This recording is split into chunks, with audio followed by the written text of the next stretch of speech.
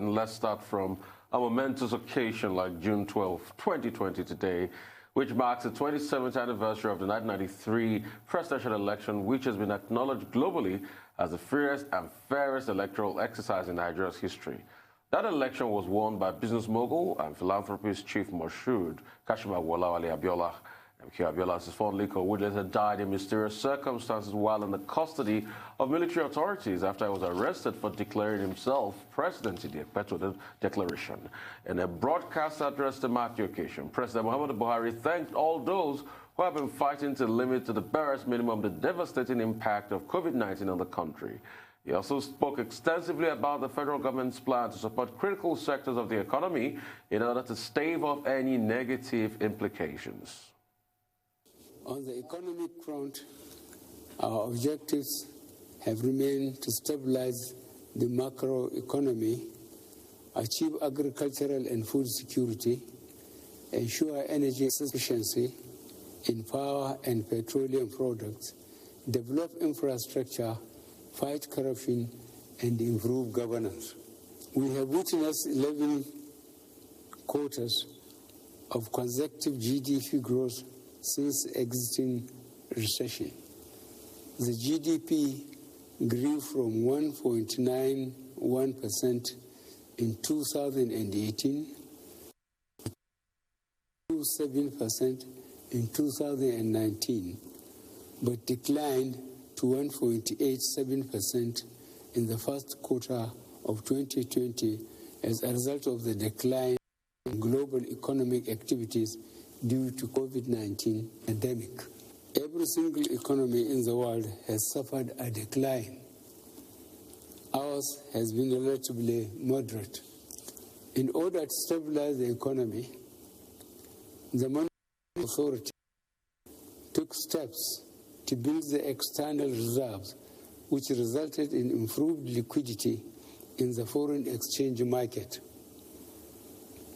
The external reserves grew from $33.42 billion United States dollars on April 29, 2020, to about $36 billion United States dollars in May 2020, which is enough to finance 7 months of import commitments. Agriculture remains the key to our economic diversification strategy. The Presidential Fertilizer Initiative Program continues to deliver significant quantities of affordable and high-quality fertilizers to our farmers. This initiative has also revived 31 blending plants and created a significant number of direct and indirect jobs across the value chain. Government is also revamping the cotton, textile, and garment sector via a CBN Textile Revival Intervention Fund that would considerably reduce foreign exchange spent on cotton and other textile imports. Through the Food Security Initiative, we are promoting grow what you eat and eat what you grow. I am also delighted that more and more Nigerians are taking advantage of the opportunities in the agriculture and agri-business sector. I assure you that government will continue to support agriculture through the CBN Anchor Borrowers Program and similar schemes. Amazing speech. Well, again, happy Democracy Day to both of you and to our viewers. I think first, before, I don't know whether we have enough time to comment on the president's speech, but today is a special day, and I think the person who needs to be specially remembered today is Bashoru MK Abiola, who was a symbol of the entire process of democracy and whose heroism needs to be celebrated today. But we need to take a short break. There isn't enough time. Maybe when we do newspaper review, we'll come back to the subject. Please stay with us. It's still the morning show.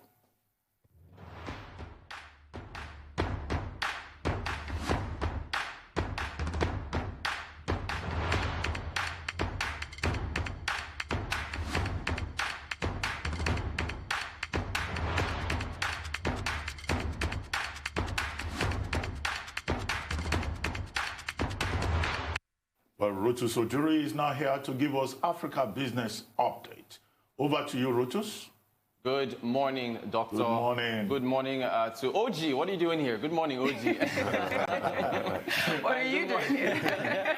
Well, you must know that OG used to be here. She was the original co-anchor. Yes, yes. And Rufai, good morning to you as well. She's at home. Good morning, my friend. Good morning. How you doing? I'm How's fine, it going? thank you. So we start things off in Nigeria with yesterday's Treasury bills auction. The takeaway from the T-bill auction we had yesterday is that we continue to see a low yield environment in Nigeria. We had a 91-day auction, 91-day item. If you look at those figures that are highlighted in yellow on the second row, the 91-day, look at that, the subscription level, 1.8 billion naira was offered to investors, 21.6 billion naira was chasing after that amount of money. If you look at the second column, the 182-day, 4.5 billion naira was offered. 40 billion naira went after that, heavily oversubscribed. Look at the third column. Highlighted in yellow is 114 billion that went after 84 billion for the 364-day tenure for Treasury bills that were offered. If you go down further, look at those numbers highlighted in blue. The previous stop rate from the prior auction, 2.45% for 91-day, 2.72% for 182-day, 4% for 364-day. They fell yesterday. Rates are falling and are going. I mean, how can you be earning 2% on a Treasury bill? 91-day 2%, 182-day 2.2, and the 364-day 4.02. It's a very low yield environment. We talked about MTN coming to the market to offer commercial paper, also Dangote. All these companies that are offering debt and coming to the capital market are taking advantage of this low yield environment. Unfortunately for you and I, as far as the kind of investments we hope to get or the returns, it's low. So we have to probably look at more riskier investments in order to get more returns. Moving on to Eastern Africa. A number of countries, Tanzania, Kenya, and Uganda, have all presented budgets for fiscal year 2020-2021, starting in July. Nigeria wasn't the only country that put forward their revised budget yesterday. These countries also did that. And you can see the black line, the black bar is for 2019-2020. Uganda, for instance, had a 10.8 billion in dollars. These are all in dollar terms as exchange rates as of the 11th. So 10.8 billion for Uganda. The lightish pink bar, I guess, is the higher budget for 2020-2021. So that's 12.2 billion. Tanzania, 14.3 versus 15 billion for the new year. Kenya, 26.6 versus 26.2. Each of these countries are trying to make strategies in order to free up more money to address COVID-19. So, for instance, I believe I'm going to start with Kenya or Uganda. We've got a number of strategies listed out for each country. Okay, so yes, Kenya. Kenya, for example, they are looking at, as far as tax release, lower tax rates across the board. The lower tax rates are going to cost Kenya $1.62 billion in lost revenue. What they want to do in order to make amends for that is to lower the number of tax exemptions that they offer. They've also been approved $739 million from the IMF's Rapid Credit Facility. Uganda, I believe, also are looking at the same path. Uganda is also looking at clamping down on tax compliance. They are raising levies to collect more from their economy, and they're also looking at raising farming product import duties to 60%. They do coffee and a number of other things in Uganda. As for Uganda, the IMF has approved for them a $491.5 million for their rapid credit facility. That's in Uganda. As for Tanzania, they're just looking to borrow as much money as they can. Tanzania is looking at seeking $50 million from the AFDB. They're in talks with other bilateral creditors for debt relief, and they're seeking about $272 million from the IMF Rapid Credit Facility. Remember, Nigeria got $3.4 billion from the IMF. These East African countries are also trying to amend their budgets in order to get as much funds as they can in order to address the COVID-19 pandemic. South Africa, we'll be talking about South Africa now for a number of weeks or days with regards to how their output has been affected. Yesterday, we saw a business confidence index for South Africa that dropped to its lowest level in years since apartheid era.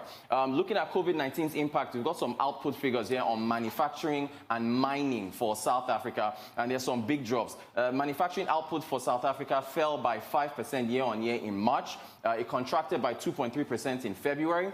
Their mining outputs, this is one of their, it's almost like their oil, the equivalent for oil for us in Nigeria. South Africa's mining fell by about 47.3% year-on-year in April. The mining industry last month, or a couple months ago in March, contracted by 18%.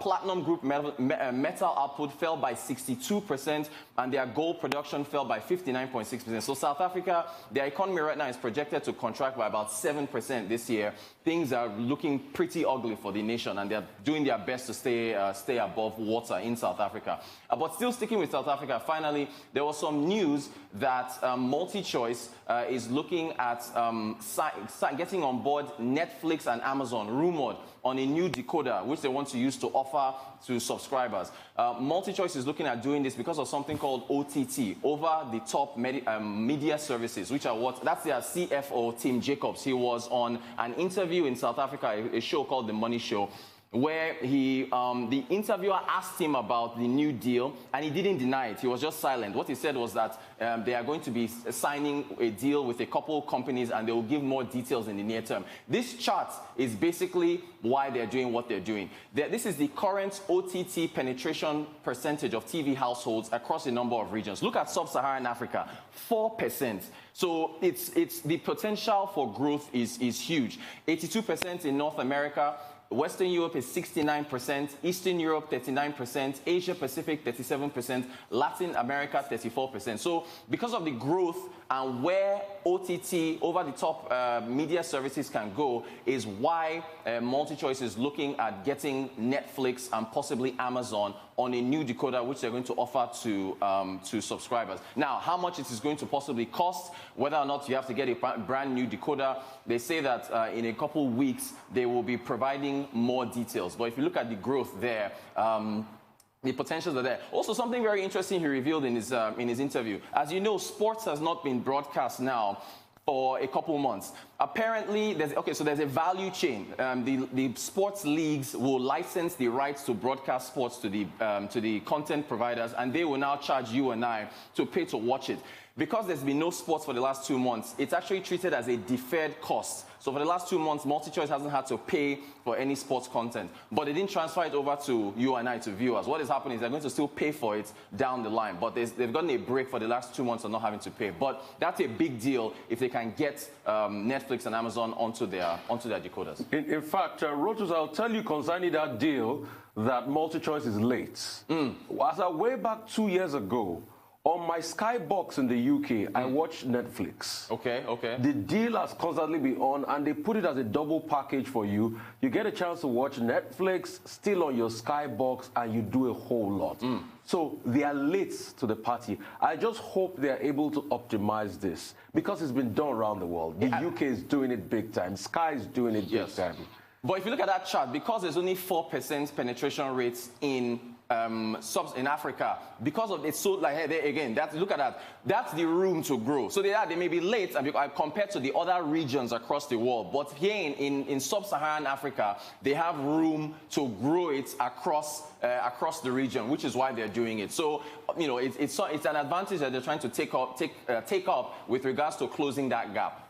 Well, Rotus, if you have just less than 60 seconds, what, in your opinion, accounts for the wide disparity between subscriptions and offers with regard to the treasury bills that in Nigeria that you started with? Okay. Considering the fact that, look, what we're looking at is actually real negative returns with regard to treasury bills. Very quickly, investors have nowhere else to go. So, I mean... How about stocks? How about real estate? Stocks are very risky. They are more risky than those T-bills. T-bills are pretty much a guaranteed return because it's backed by the federal government. Real estate is highly capital intensive. It takes up a lot of money, and also you don't see a return for quite a long time. So those are the safest investments, the T-bills, that investors can get right now, which is why they're rushing them.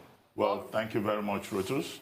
Thank you very much, Rotus. Well, moving on to more business update, Michael Wilson joins us now from London. Good morning, Michael. Good morning. Bearish sentiment yesterday, which we discussed at length. That spilled over into Asia, as you'd expect it to. Even though it has to be said that the Far East didn't end as low as it actually got to. It got away from some of its lows. European indices will open slightly lower. And Japan, now get this, is threatened with deflation. This is even after a $3 billion package aimed at trying to cushion the pandemic damage. Yesterday was like it was like a flashback really to February and March. Fears about a possible second wave of COVID-19 causing the selling. But let's just, if we may, I know that you want to rush to a break in a couple of minutes, but just let me put this into a little bit of context for you. That, you know, over the past couple of months, a couple of weeks, there have been some amazing gains in stock markets. And we've said on this program, good heavens, why is this happening? Why are the markets moving ahead? Well, the market's moving ahead in expectation. I know that there is a threat of a second spike in the pandemic. But at the same time, economies are slowly reopening. There's been a bit of an uptick in manufacturing services, reports from around the globe, a bit of a rebound from April to May. So further reopenings could give traders a bit more opportunity to come back into this market. And of course, those US jobs figures that we got yesterday, again, they are terrible. They were absolutely awful, but they did show that there were some initial signs of people actually getting back to work. Back to you, and I'll join you again in a couple of minutes. Well, we'll take a short break now. When we return, Global Business Update will continue with Michael Wilson. Stay with us.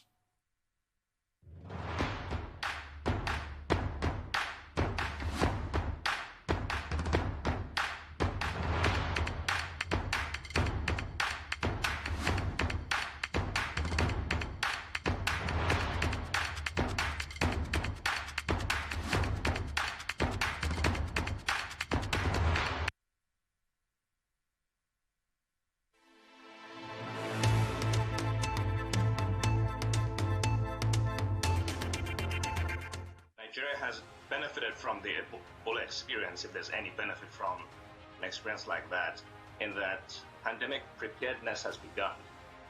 But it all also depends on how well the healthcare system and industry is resourced, because there is no healthcare system across the world that can really deal with the scope of this pandemic.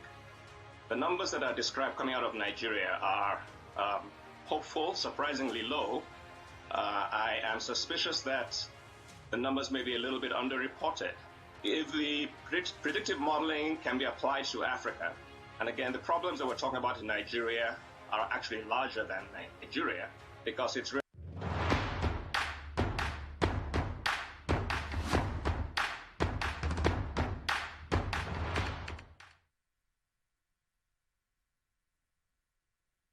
Welcome back to the morning show here on Arise News.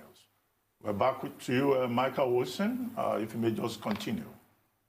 Thanks so much indeed. Good morning again to you. Yes, so what I was saying was that given the lofty heights, in these days, lofty heights at least, that equities actually got to, it was all the more painful yesterday. FTSE dropped by about 4%. The DAX both lost in excess of 4%. And you know what happened as far as the United States is concerned. At the same time, the US Treasury Secretary Steve Mnuchin said that shutting down the economy again was not an option. So that's a fairly stark warning about what might happen if there is a second, a second spike here. Shall we just take a step back as it's the end of the week? And I'd just like to say that that equities were due, I think, a decent correction, and they certainly got that. On the other hand, economies can't stay locked down forever. So politicians have to listen to the experts, and they have to make some very difficult decisions over the next few weeks. What is the cost of trying to get things back to normal? Will it mean more cases? It may well do. So it's a very, very difficult task here. I'll touch on commodities for you. Risk-off sentiment, in other words, people thinking, I don't want to risk anything. Even copper was down yesterday. I still think it's a good long-term bet, but the strengthening of the dollar actually took people away from gold, because gold is priced in dollars. That's usually a safe haven, dollar futures, as is the yen, which again appreciated yesterday. Oil 3-month high recently. Yesterday's renewed health fears took the shine off that slightly, but it is on an upward trajectory. Here, the UK has relaxed it or done a U-turn about EU borders and trade and checks and so on after January the 1st. It's going to be a much lighter touch. But they yet have to agree on a transition deal up to Brexit, which is incredibly complicated. Won't deal with that now. We'll take that as the weeks actually extend.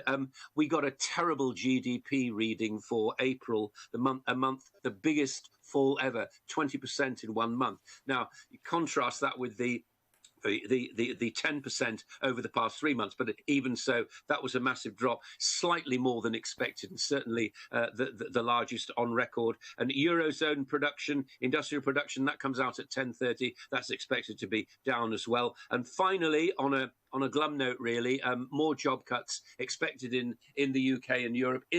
In the UK, we may be looking at millions of jobs actually being lost now in small to medium-sized businesses. Very, very difficult to say. And as Rotus started his report, didn't he, with talking about those budgets, I have to say I would not like to be a finance minister planning a budget as we speak, because as we say at the end of this rather tumultuous week again, who knows? Well, Michael, I would like to ask you about the policy U-turn that the UK is considering with regard to border checks. How pragmatic is that in the face of either a deal or a no-deal Brexit? I think you're absolutely right. It is completely pragmatic, and I mean that's what politics is about, isn't it? You make the best of very bad things, and I think that to try to stymie any kind of trade coming in from the EU, that will be a problem. So one might as well do what one can to open up the economy here, because compared with the EU, obviously it's fairly small. What's going to be interesting is what happens the other way around. That certainly isn't clear. In other words, when we start exporting through the tunnel, through the ferries to France, for example, what's going to happen there? But you're absolutely right, Doctor. A pragmatic decision, and let's hope it works. Thank you so much for that, Michael Wilson there. Quite a very pragmatic one indeed. Let's go now for update on COVID-19 pandemic. Aaron Akerjala is here with us. Aaron, how are you doing? Good morning to you on this marvelous Democracy Day. Good morning to you. Good morning, Aaron. Good morning, Doctor. It's good to see you today. And any point for my friend OG? Not at all. Unfortunately, not at all. Aaron, you can go ahead. It's a free trust. All right. Good morning, Aaron. How are you? Good morning, OG. It's good to see you. All right. Getting straight into the crux of the matter today.